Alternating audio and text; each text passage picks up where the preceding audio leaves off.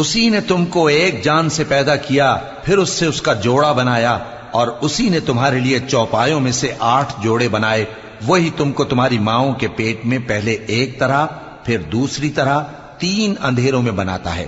یہی اللہ تمہارا پروردگار ہے، اسی کی بادشاہی ہے، اس کے سوا کوئی معبود نہیں۔ پھر تم کہاں بہہ کے جاتے ہو؟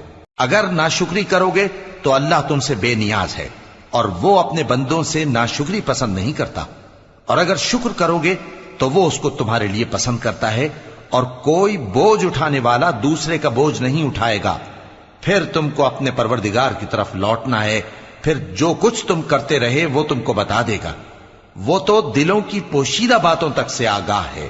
اور جب انسان کو تکلیف پہنچتی ہے تو اپنے پروردگار کو پکارتا ہے، اس کی طرف دل سے رجوع کرتا ہے۔